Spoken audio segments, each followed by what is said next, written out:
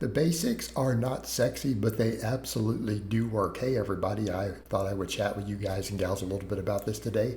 And this is one of the things, unfortunately, we see online. You see so many fitness influencers who try to push tons of new stuff, different stuff, because they're trying to stay relevant. They're trying to keep their audiences engaged and interested. But the problem is, uh, they're not going to give their audience results. Okay, that's the issue.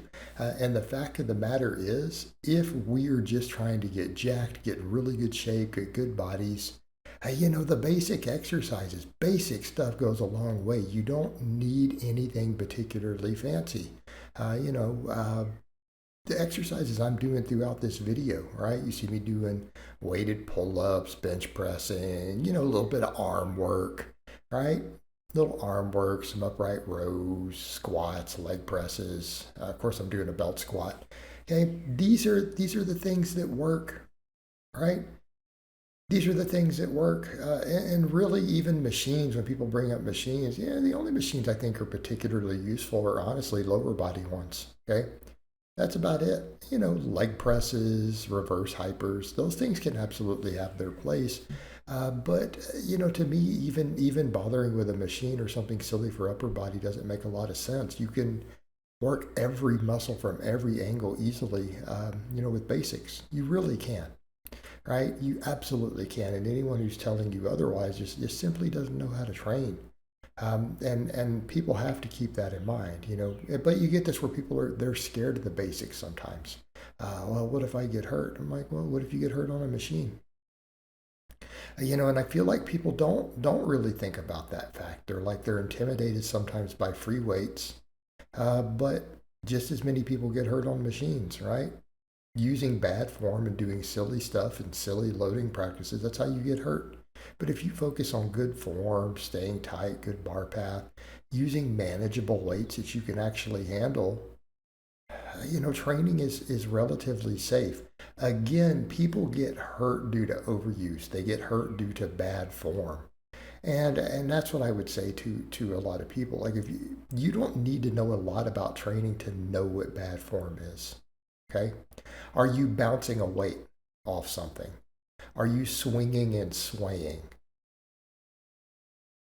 Are you putting your joints at a weird, awkward angle? And I see people do that on cables and machines. They're doing a lat pull down instead of just bringing it to their upper chest. They'll bring a lat pull down to their stomach. Oh, come on.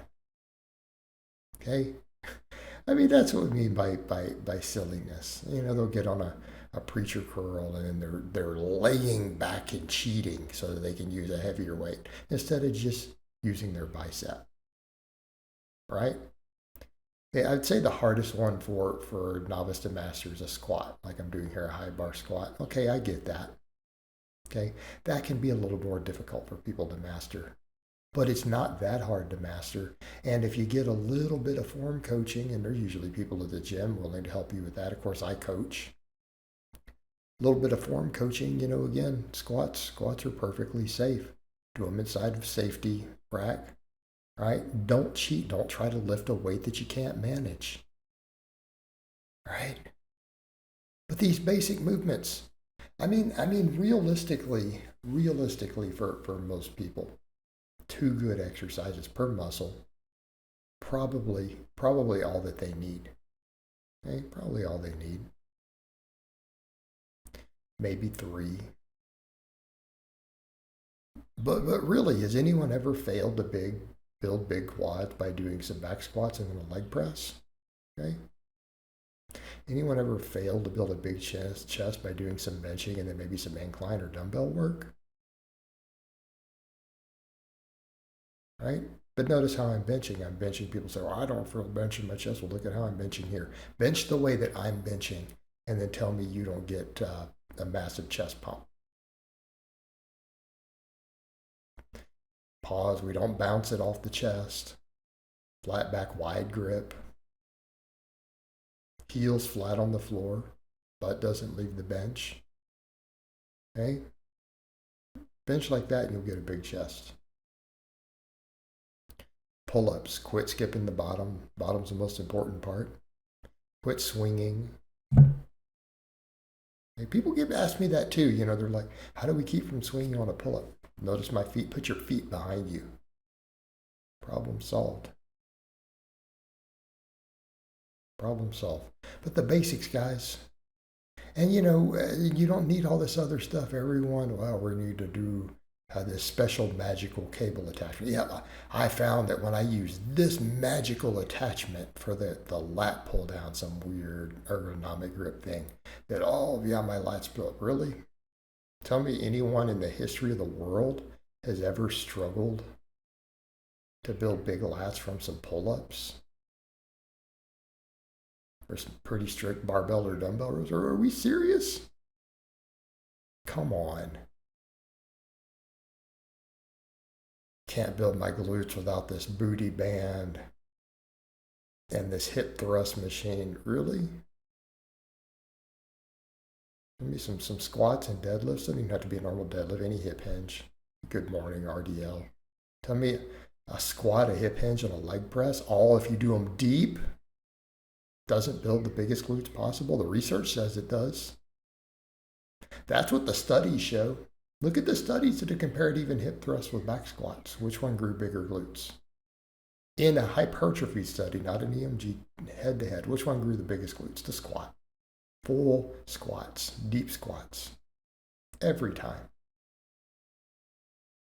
Oh, I can't build biceps without this specific magic machine or this specific twist that I have to do on it. Really? Telling me you can't build biceps with a barbell or a dumbbell? Or are we really going to make that claim? Come on, guys. Get realistic. But this is people trying to sell you stuff. And I think that what people forget, it's like before all these little things many of them came up with, there were still people who had ridiculously impressive physiques who only had the basics. And I'm not saying some of these tools aren't useful, but the basics will always work. They have always worked. They will always work. They are the basics for a reason. And what you need to question when people are trying to sell you something special, do they have your best interest in mind, or is it truly something good? Like I actually like reverse hypers, perfect example, because it's one of the little special things that actually does work.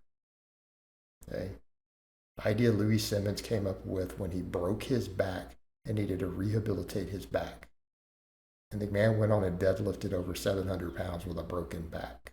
Okay, yeah, okay, that's a pretty useful device. Barring stuff like that, no. All right, guys, but that's really all I have to say on that today. I hope it's been informative, and I'll talk to you guys and gals next time.